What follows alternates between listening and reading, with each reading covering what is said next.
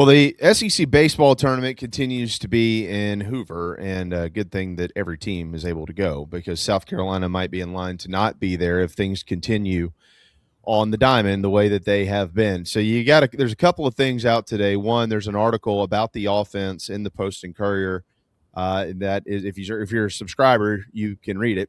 The other, DC, is a newsletter in which you've put out today. A change would do the Gamecocks good. And it begins like this. I've seen enough, more than enough. South Carolina baseball needs a change. We were asking earlier, I'm trying to remember the last time I've seen much like this, not trying to back you in a corner here. I wouldn't do that. But generally, you don't see a lot of those on the beat that are brave enough, quite frankly, to write a piece like this. What inspired it? Well, guys, I was at the series, the USC Clemson series, the first two games. Watched the other one on TV, and I've also been covering the team for the past 2 weeks and all of last season. And there's something fundamentally broken with this program, and it doesn't seem to be getting better. And I'm thinking that they need to make a change to go ahead and see if they can salvage what's left with this team. Because to my eye, this is a good baseball team. It's not playing very well. And to me, it's all in coming down to one major, what I call a problem in there, in that their hitting approach, their offensive approach is rotten. And I think that it's because the hitting coach, Monty Lee, is not being allowed to put in his system because Paul Mainieri, the head coach, wants, well, I want them to hit this way. Hey, he's the head coach and he can do whatever he wants.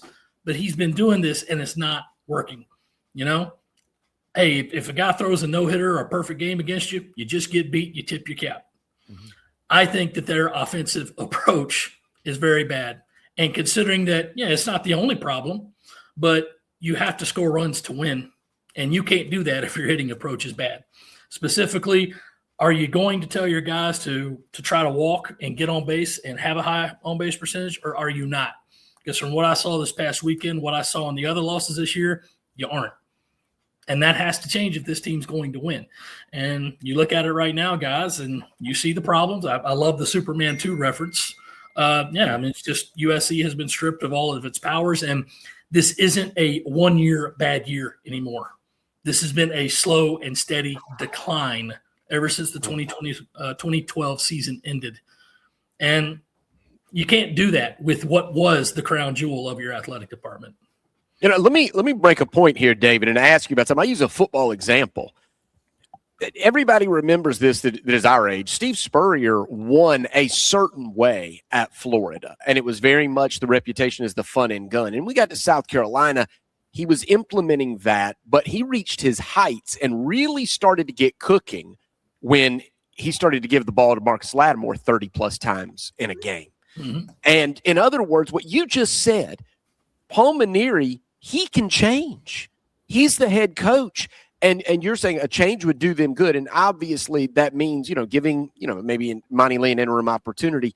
But I have another question, which is Paul Mainieri must see this. This is a guy that's won 1,500 games, 4-time National Coach of the Year. You don't bang your head against a wall. Steve Spurrier changed. He was of the same stature as Paul Mainieri. I would also ask, why isn't Paul Mainieri saying, hey, Monty, why don't you take over? Because, by the way, if this team turned it around and cranked it up offensively and it were under Monty Lee's tutelage, who would get the credit? Paul Mainieri. Mm-hmm. Exactly. And, whether that's making a change or whether that's just changing philosophy, something has to change. Everybody's got to get on the same page because, to me, again, the pitching has been good. It hasn't been stellar, but it hasn't been terrible. It's been good enough to win if you can get some runs.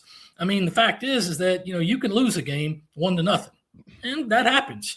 But if you can just score some runs, they can have the pitching to win.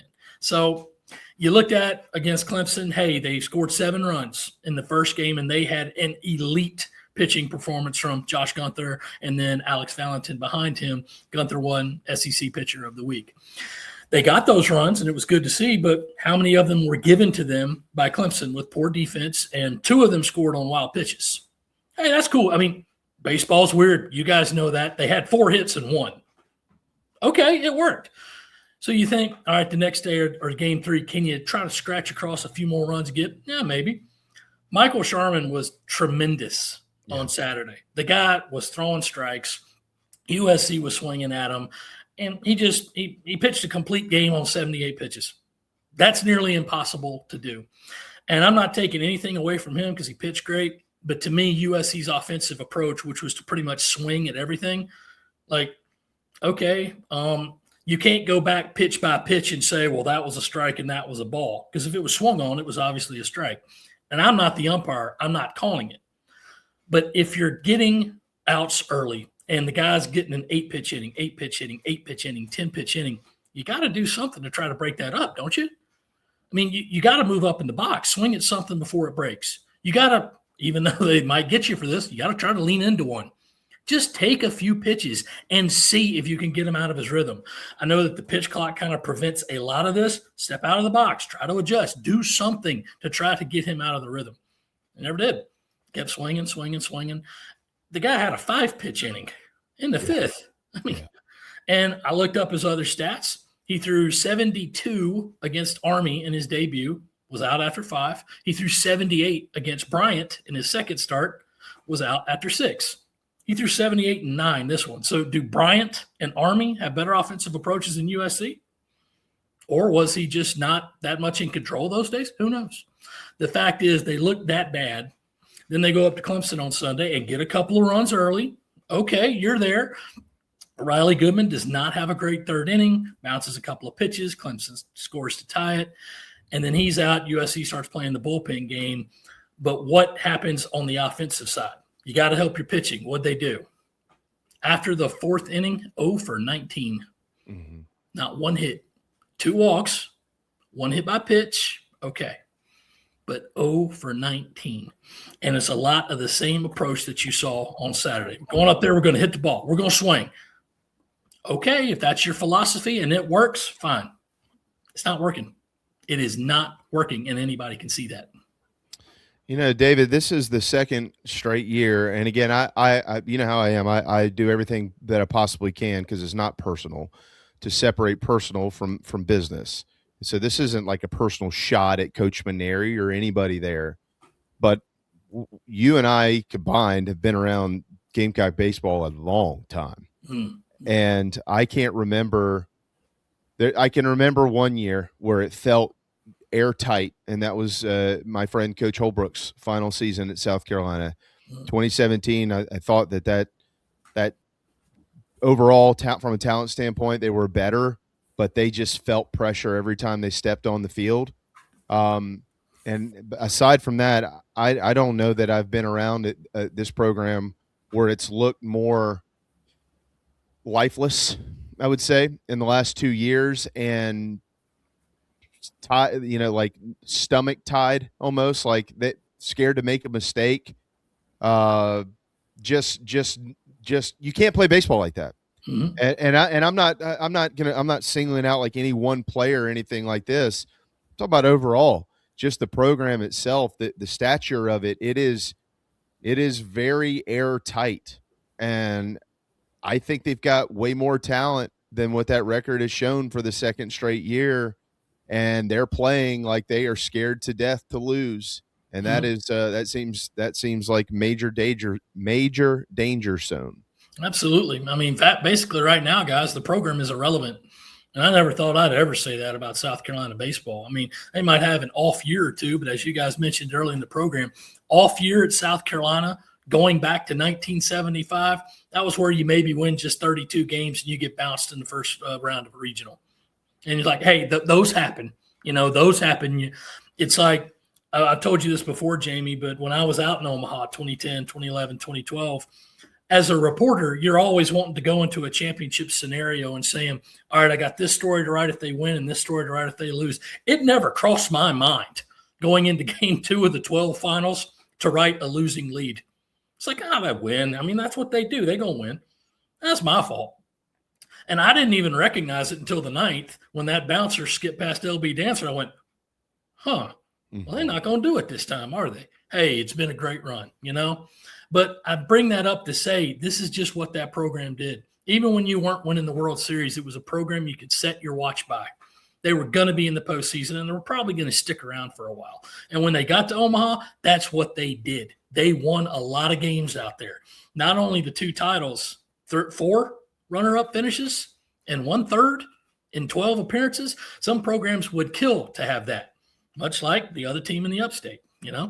They'd love to have that. But it's been such a slow and steady decline, not just one bad year and then they're back. And there's been some bright moments in there. You guys know 2013, Tyler Webb throws one more strike. They're back in Omaha. Yeah. 2016, they just had 2 games against Oklahoma State at home where they could not hit. It happens. Mm-hmm. That team in 2012 in the finals couldn't hit, but they were still there. And then in 2023, that was an Omaha team. Easy. But they had a bad final month. The pitching kind of ran out. You win one more game, you're at home for the Supers, and you're not playing Florida. But you had to go on the road. You played Florida, and you couldn't get it done. Those happen. But mostly overall, Jamie, the most stinging indictment, 10 out of the past 10 tries, because you can't count 2020. Past 10 tries, USC's missed 5 postseasons.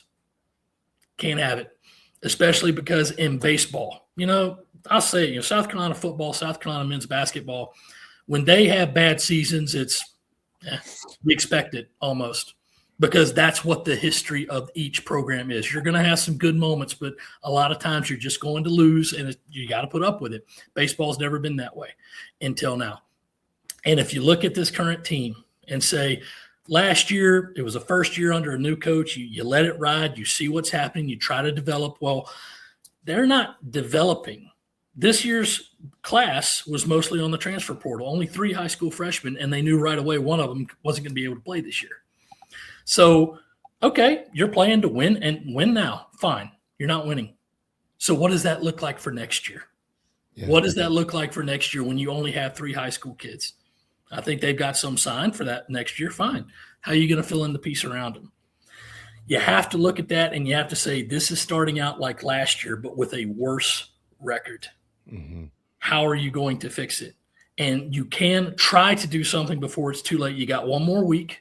You got 5 games this week, so it's not going to be easy. But you can try to implement something and say, this is what we're not doing well, and it's a rather important part. You can try to improve this offense. You can make the game work for you if you don't have a lineup of 400 hitters. You can say, the only way we're going to try to do this is try to get on base and try to play station-to-station baseball. If you can get a 3-run homer, great. But how many of those have been hit this year? Right. USC right now is 15th out of 16 in the league in walks. You got to do something to try to shake this up. And that's the same information that we put out last week, and it correlates exactly with last year. And, and you brought it up in your article today, not in the newsletter, but you brought up in your article information, the same information we put out last week too, David. It's not hard to find. This isn't like we're favoring one thing over another. You got a guy who's sitting there as, your hitting coach, which, by the way, a hitting instructor on any staff isn't just a guy who's sitting in the cages or working on swings. They're involved in things like lineup construction and flow charts and all the stuff that it takes to put together your offense. Like, that's the point. That's the point of having a pitching coach as well, to help you set up your rotation, which I think Terry's made some nice moves there this year, by the way. And get guys developed, figure out your bullpen, the whole 9 yards. But, you've got a guy sitting there who you pointed out has been hired to run the offense here. Mm-hmm. We're old enough to remember. It looks nothing like any of the offenses he's ever run, and you can discount Clemson and College of Charleston just to pull those out of the equation. And once again, the proof is in the pudding, because 6 of the top 10 run-scoring offenses since the year 2000, which is the glory years of the University of South Carolina's baseball program, those are his offenses, including the 23 and 24 offenses that were coming off of a 22 season that scored about 300 runs that year in 60 games. So the evidence is there that whatever it is that he does by getting on base and getting runs across the plate, it works. Mm-hmm. But this team has had no part of that at all since the start of the 25 season. And that's the frustrating thing, Jamie. I mean, I asked a lot of open-ended questions in the piece in the newspaper today and saying, like, what's going on? Because this does not look like a Monty Lee constructed offense. And it didn't last year either. And the only thing to say is, like, well, if somebody's not allowing him to do it and there's only one person that can do that, and I've heard enough stories to be like, oh, yeah, well, you know, they want to hit the ball and all this. And just after the first Clemson game, Paul Maneri was like, you know, there's a difference between taking a walk and earning a walk. Okay. I mean, a walk these days in the new game of baseball is just as good as a base hit. Mm-hmm. You got to get somebody on base. And on Saturday, I mean, just watching Michael Sharman carve them up and then continuing, as I said, to kill every mosquito in a 3-county radius with these swings. That was a great. It's like, do you think you can hit a lead-taking grand slam with no one on base? Because I would love to see that. That would be hysterical.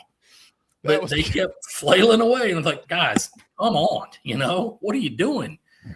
So, again, and you're talking to somebody, you know, I couldn't get on base if I joined the Army.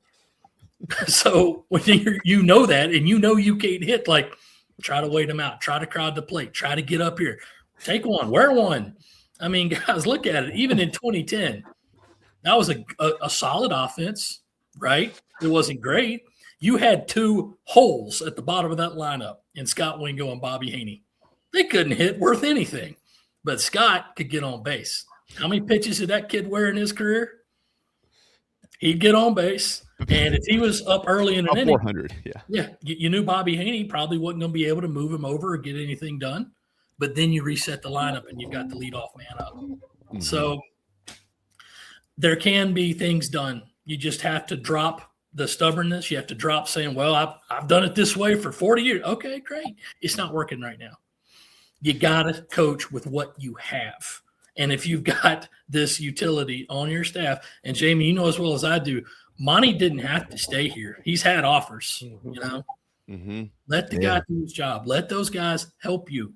And if not, there's got to be some kind of change made to say, let this happen because this way is not working. Everything else seems okay. I didn't think this would be a great defensive team, and it's not. I thought this would be a pretty decent pitching team, and it is, despite losing Jake McCoy. Right. Yeah, you can't win games with just pitching and defense. You got to be able to score, and they're not doing that right now. 4 hits in 3 games. Well, and the eras have changed too, right, guys? I mean, Smitty, we're all ingrained in this sport. We've seen the ebbs and flows of the college game of baseball. They've deadened the bats. That was boring. You know, they've messed with the balls. I think they're in a pretty good spot, but it is a more offensive era, but it's also a more powerful era where you're seeing an average fastball running in there at 94 miles an hour. And this isn't, I pick on my dear friend all the time, but I remember the first time that Mike Sisco hit 95 in Double-A when he was playing with the Phillies, you know, and we were like, oh my God, he hit 95. This kid's going to be in the Hall of Fame, you know, and, you know, Mike got people out throwing 90, 91. That was very normal. Well, now it is a power game, and there are very, very, very few arms out there who are going to be able to powerfully shut your lineup down by consistently throwing strikes for 6, 7+ innings. That's why starters are so shortened now. You know, how many of them even qualify for wins anymore?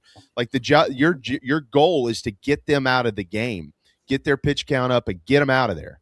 And South Carolina has really done a poor job with that for the most part. They did a great job with Gamecock on Friday night. I want to give them a lot of credit in that, and that's how they've gotten him for the last 3 years.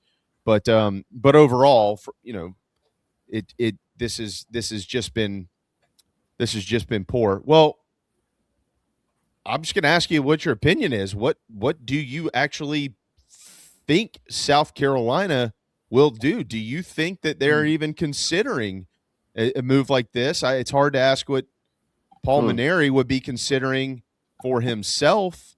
But do you think South Carolina and Jeremiah Donati, we haven't seen much action out of the AD's booth since he's been here, and he hadn't been here that long, but there's a lot of big stuff going on, and none of it's really good on the fields and the courts for the men's side of the athletics department. So lots of fundraising. Yeah, is this being entertained in your mind? I mean, my opinion on what they will do, I don't think they're going to do anything midseason, mostly because you usually don't make that move. And, you know, obviously there's quite a few more things on the plate that probably deserve attention more sooner than some others. They could do, but I doubt that will happen. The main thing I think has to happen is from the actual dugout, the baseball offices themselves. Say, take a hard look at yourself and realize there could be a change here that would improve this team. There could, but you have to be willing to go try and make that change. But the athletic department, I truly believe, is not going to step in unless there's a very cognizant reason to. I thought that they had that last year when, after the season was over, a piece was printed and every word of it was true and said, look at all this that had happened. I think that you could go ahead and get out of this scot-free, and they didn't do it. So you look at it and say, well, maybe you didn't want to, do anything after the guy's first year. All right, well, are you going to sit by and watch this happen? Now, there is precedent. I mentioned the Mississippi State situation last year in the newsletter for a reason. Yeah. And that team was dead, gone, buried. It was late April when they made that move. They were, 7-8 in the league? They made a move. They got some fresh leadership in there. What happened? They went 8-1 in the league to finish. 8-1. And they finished up with a decent record. Now, it didn't the interim coach, Justin Parker, he was not given the permanent head coach job because they could have got Brian O'Connor, and they did go get Brian O'Connor. But you look at that and say, you don't want it to get to that point. So maybe there just needs to be a meeting and say, like, listen, there could be something we could do before you have to take a drastic step. There is still a whole lot of season to play. And if they do well in the SEC, you guys know as well as I do, they go 20-10 in the SEC, ain't nobody going to care that they lost to Northern Kentucky and Army and lost the Clemson series again. It'll be, hey, they in postseason, that's what they're supposed to do. But how you going to do that?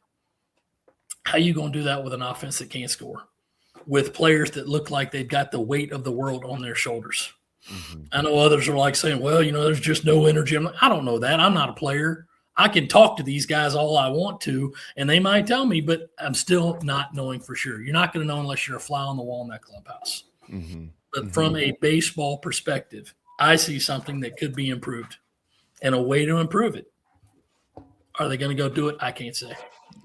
I would like to add is they were 7-14, by the way, before they made the change with Limo. But I would like to add something to this conversation as well.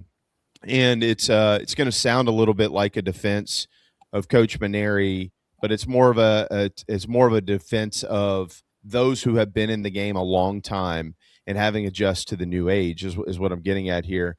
I think that when you look back at the traditional coaches or coaches who have been in the game forever or who were in the game forever, let alone a guy who was in the game and did everything that Coach Maneri did, all the achievements, all the lives he impacted, and then stepped out of it for a couple of years and then came back in. You recruited kids, and then you developed them over a 2 and 3 year span, and then once you got it going, it was going. That's what happened here at South Carolina under Coach Tanner, under Coach Raines, under Coach Richardson, so on and so forth. When you have a style like he does, and it is, you have a transfer portal where you have guys who are coming in from God knows what situation they were in from a coaching standpoint. And then this is kind of what they walk. I just don't know if that works anymore. I just don't know if that works. Like, I just don't know if that type of messaging gets through to a bunch of guys who are coming out of a portal, especially when it's the large majority of your team. They're not coming to sit the bench. They're all coming to play.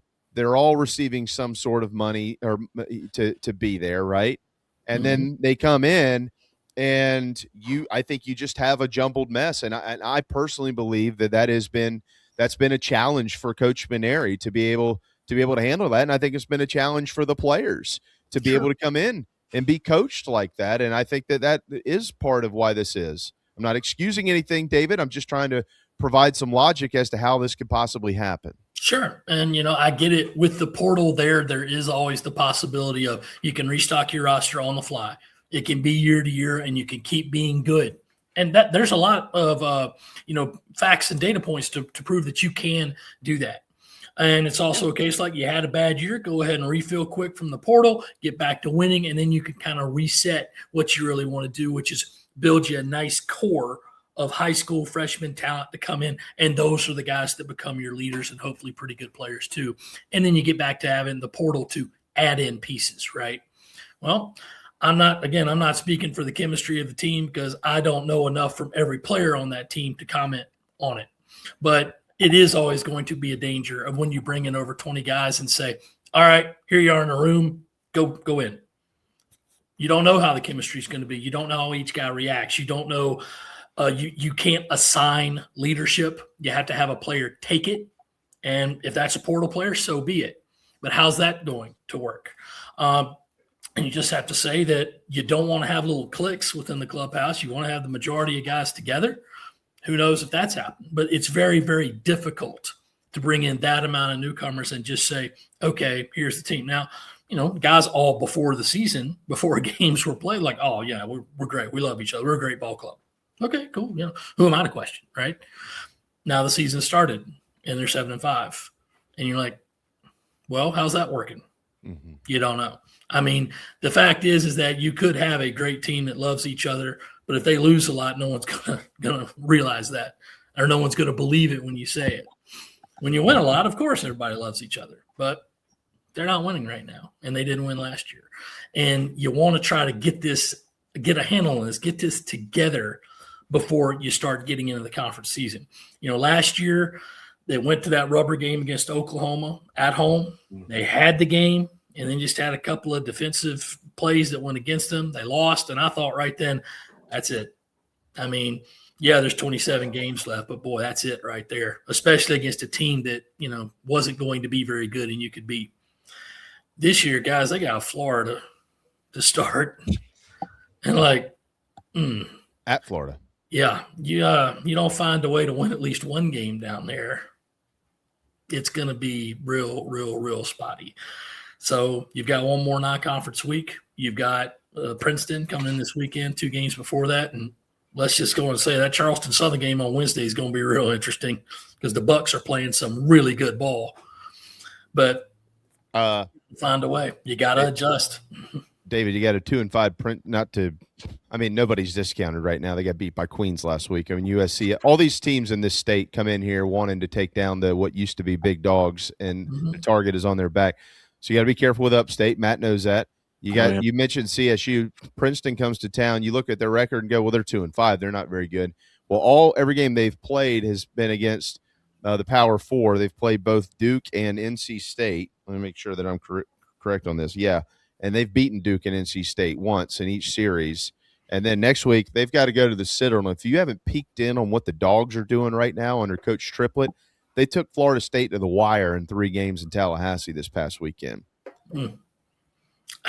Coaching, you get those guys to believe, and baseball is a game that will reward you. And again, you can make it work for you even if you are deficient in some areas. Obviously, there's a limit to that. I'm not saying that, hey, if you make this adjustment, everybody's going to hit 400. No, I'm not saying that. But you got to have a united plan of saying this is how you're going to do it. And, if it was the pitching staff that had a problem, if they were scoring 7 runs a game but giving up 8, I'd be like, this is who you have. And they're probably not going to get any better during the year. You just got to hope they improve a little bit. But it's not. I see a team that's talented and that's good enough to win if you can just score some runs. How do you score some runs? Well, first you got to get on base. They're not doing that. And to me, I get it. I'm not there. I don't see it, but it's like there's a way to make this work for you, and you have to go do it before everything's too late. I'm not going to lump football's and men's basketball's problem on the baseball team because it's not their problem. They can only control themselves. But in terms of an overall view for USC's athletic department and its fan base, I think John Whittle said it perfectly the other day. Apathy is even worse than anger. And you guys see the attendance just like I do. Never thought I'd see that number of empty Garnet seats at Founders Park, even when it's early in the year and on a weeknight and it's cold and rainy. How many people were there for Queens? And I want to make this point quickly because you've made it so many times, and we haven't made it in this segment, however, with David, which is I think Paul Manieri is even telling us, because you just said the other programs in our state, the ones that are playing well, look united. There's a cohesive plan. Paul Manieri tells us every day that he doesn't have a cohesive unit because he switches the lineup every day. So he doesn't believe in what he has put out on the field, or he would not keep swapping everybody. And that's even happening after wins. It's as if it's like a pitcher not throwing he doesn't believe in the pitch he's about to throw. That's it right there. Yeah. That's all the lineup combination. I realize that in the early weeks of the season, there's going to be some switches. You got to see what happens when the lights come on. That's what we always know, right? But you're 3 weeks in now. And it's like, okay, do you know who your best 9 are? Well, I think probably you did. Then Reese Moore got hurt. Okay, well, that's one switch you got to make.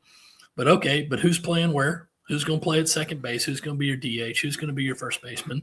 Who's going to be your leadoff guy? Who's going to be your third hitter? Who's going to be your fourth hitter? Really, only Talmadge LaCroix has said, this is my spot, and I'm doing well enough to stay in it.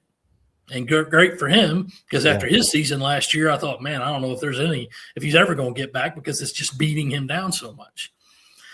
But I think now is the time. If it wasn't before this weekend, now it's got to be set your 9 and stick with it and see what happens. Again, this is just me, okay? I'm not speaking for anyone else. Lefty, righty doesn't matter to me as much as it does some others, where you might make one switch in the lineup or move one guy up or down. I say just go with your best 9. That's what you need to do. But, hey, some others might not have that opinion. That's fine. But it's just the constant movement around and saying, all right, well, now I'm in this spot. Do I need to try to protect for this guy? Do I go up there and do what I've been doing all year? Yeah. Who knows? The inconsistency is not helping, but you got to go there. And then, again, throwing it out that Reese Moore was going to be a part of the Saturday night. Now he's hurt. Okay, that happens. You got to deal with it. But there's other guys in this lineup. We've seen them come in and out of the lineup and say, you brought this guy in, and I realize he did not have a great fall or maybe a great spring, but last time he was in, he hit the ball. Does that get him in for the next game, or is he back to the bench? Who knows? So you just go out there and I guess wait until about what time's that game tonight? 6:30? 6:30. Wait till about 5:30 and get the lineup. Say, okay, well, the names I think are right, but they're again in a different order than they were for the last game. So that's the one thing they have not done with the lineup this year is just, I think there used to be a appliance you could buy. Set it and forget it. Remember that commercial? Just set it and forget it and give all these guys 15, 20 at bats over a 4 or 5 game period. And let's see who can get comfortable where. Matter of fact, the most cohesive the lineup was against Northern Kentucky. Since then, it has drastically changed. We'll wait some official news from the school as well on the injury front with both Will Craddock and Reese Moore. Craddock was hit in the hand on Sunday at Clemson. And those sometimes after 48 hours or so, sometimes you don't love the news. I don't know what news it'll be, but sometimes you don't. So let's just be positive on that.